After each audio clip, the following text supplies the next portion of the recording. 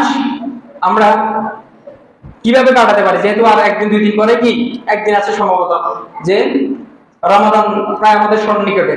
তো আমরা তো অনেকে তো অনেক ধরনের প্রস্তুতি নিয়ে আছেন, ঠিক না?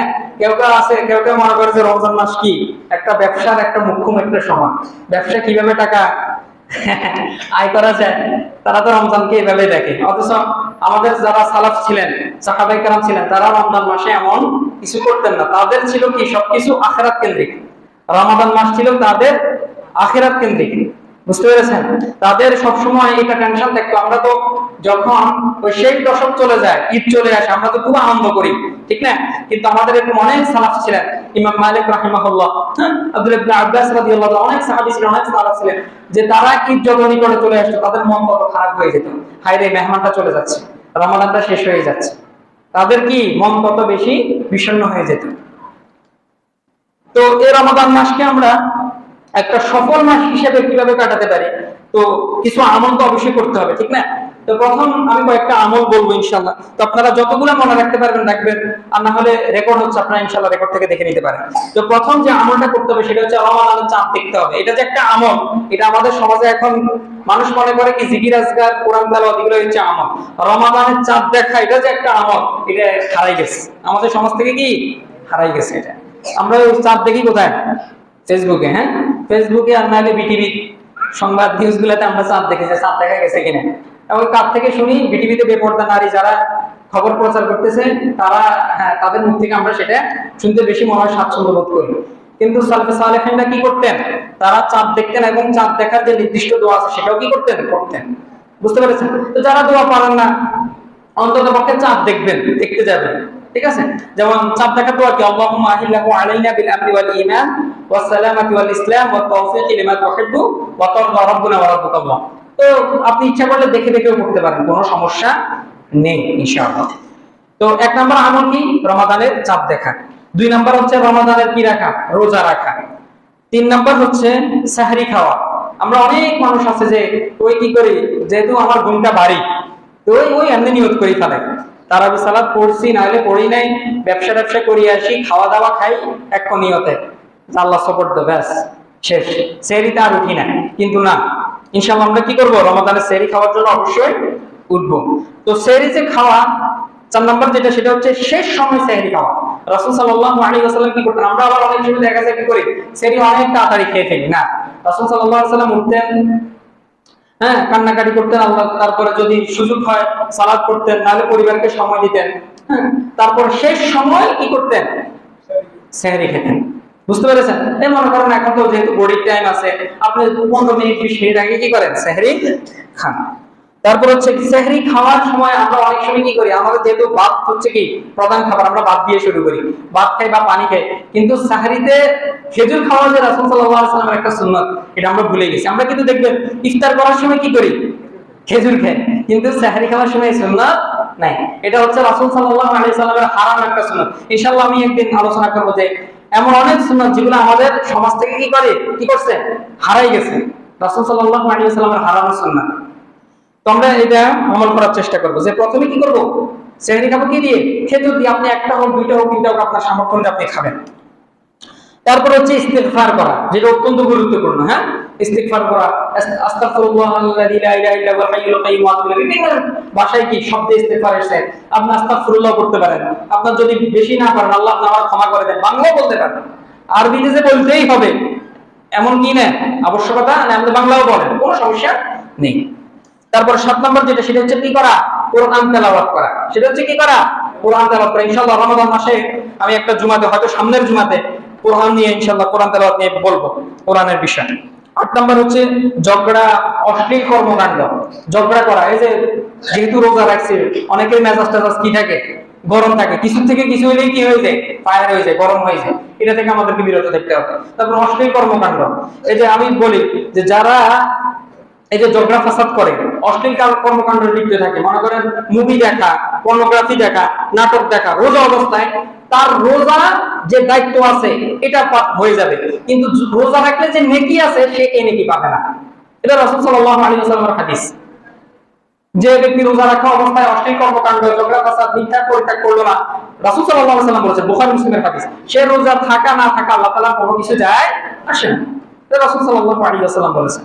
তো কেউ যদি এরকম নাটক সিনেমাতে ব্যস্ত থাকেন, আপনার ঠিক আছে দায়িত্ব আদায় হয়ে যাবে, আপনি আল্লাহকে বলতে পারবেন যে আল্লাহ আমি রোজা রাখছি, কিন্তু রোজার যে একটা নেকি আছে না, প্রত্যেক আমলের তো একটা নেকি আছে, আপনি নেকি থেকে আপনি মাহরুম হবেন, আপনাকে আল্লাহ নেকি দিবেন না।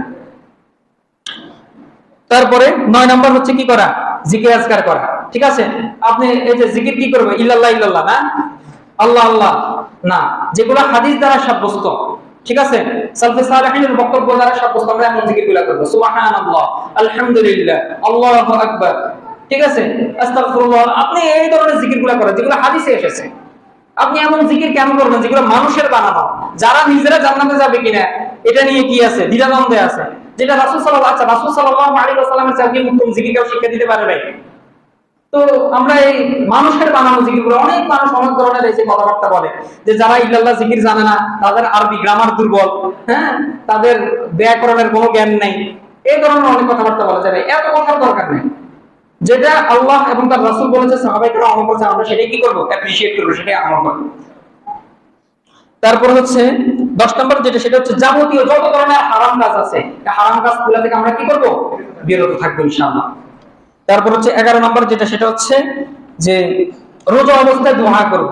ঠিক আছে, বেশি থেকে বেশি কি করব, রোজা অবস্থায় দোয়া করব। 12 নম্বর হচ্ছে ইফতার করব ইনশাআল্লাহ। হ্যাঁ, ইফতার করব। আর ইফতার যে করব, ইফতারের যে দোয়া আছে, হ্যাঁ, নির্দিষ্ট যে দোয়া আছে, যেমন এই রাসূল সাল্লাল্লাহু আলাইহি ওয়াসাল্লাম যখন ইফতার করতেন, যেটা সহিহ দোয়া, যে যাহাবাল জামানা ওয়া বাতাল্লাতিল উরুকু ওয়া সাবাতাল আজরু ইনশাআল্লাহ। আমরা দেখি হাত তুলি যে এই দোয়াটা কে কে পারে, কিন্তু আমরা ওই যেটা জয়ীফ হাদিস দ্বারা সাব্যস্ত, আল্লাহুম্মা লাকা সুমতু ওয়া আলাইকা আফতার, তো আমার অনেকদিন আমল নাই, আগে আমল করছি, আমিও করছি, অথচ হাদিসটা জয়ীফ। আমি বলতেছি না আপনি আমল করলে এটা বেদাত হয়ে যাবে বা এটা কি গুনার কাজ করে ফেলছেন, আমি সেটা বলতেছি, তবে হাদিসটা জয়ীফ বলেছি। তবে যেটা সহিহ হাদিস সেটা হচ্ছে কি, যাহাবাল যামাউ ওয়া বাতাল্লাতিল উরুকু ওয়া সাবাতাল আজরু ইনশাআল্লাহ। ঠিক আছে, অর্থটা অনেক সুন্দর। তো আমরা ইনশাআল্লাহ এই দোয়াটা আমল করার চেষ্টা করব। তারপর হচ্ছে যে ইফতার যে করব, খেজুর দিয়ে ইফতার কি করব, শুরু করব। আপনি পরে বুড়িন্দা খান, আলুর চপ খান, বেগুনি খান, যেটা খান সেটা হচ্ছে পরের বিষয়। ঠিক আছে, তবে শুরু করব কি দ্বারা, খেজুর দ্বারা ইনশাআল্লাহ। ঠিক আছে, খেজুর যদি না থাকে তাহলে পানি দ্বারা। তারপরে 15 নম্বর যেটা, সেটা হচ্ছে রোজাদার ব্যক্তিকে ইফতার করানো। আমাদের এই আমলটা এখন বর্তমানে মনে হয় প্রায় হারাই গেছে। আপনি যদি আপনার যে সামর্থ্য আছে, আমরা মনে করি কি অন্য কারো যেহেতু ইফতার করবো, মনে হয় একদম কি ভালোভাবে ইফতার করা যাবে না, আপনি আপনার সামর্থ্য অনুযায়ী আপনি এক গ্লাস পানি দ্বারা হলে তারা কি করেন, ইফতার করেন। তারপর হচ্ছে 17 নম্বর যেটা, সেটা হচ্ছে দান সদকা করা। আচ্ছা, 16 নম্বর যেটা, সেটা হচ্ছে অন্যকে কোরআন শোনানো। কোরআন শুধু যে নিজে তেলাওয়াত করবো, আবার পাশাপাশি অন্যকেও শোনানোর চেষ্টা করবো। রাসূল সাল্লাল্লাহু আলাইহি ওয়াসাল্লাম এমনটি করতেন। তিনি জিবরাইল আলাইহিস সালাতু ওয়াস সালামের সাথে কি করতেন, কোরআন শোনাশুনি করতেন। তিনি বলতেন, জিবরাইল আলাইহিস সালাতু ওয়াস সালাম শুনতেন, জিবরাইল আলাইহিস সালাতু ওয়াস সালাম বলতেন, তিনি শুনতেন।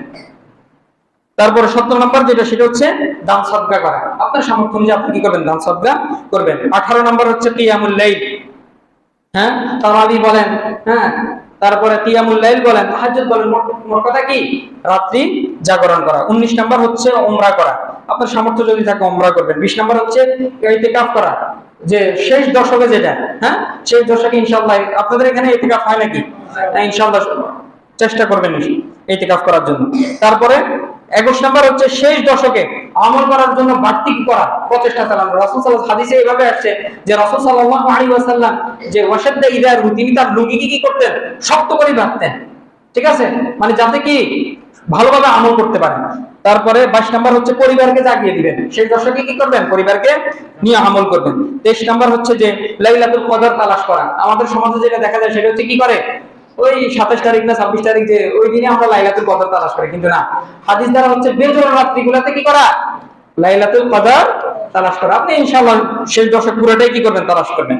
তারপরে 24 নাম্বার যেটা, সেটা হচ্ছে লাইলাতুল কদর, মানে যে নির্দিষ্ট যে দোয়া আছে, ওই দোয়াটা, যেমন আল্লাহুম্মা ইন্নাকা আফুউন তুহিব্বুল আফওয়া ফা'ফু আননি, হাদিসে এসেছে। তো আপনি এই দোয়াটা বেশি বেশি বিশেষ করে শেষ দশকে এটা বেশি থেকে বেশি করবেন। 25 নাম্বার হচ্ছে যে যাকাতুল ফিতর আদায় করা।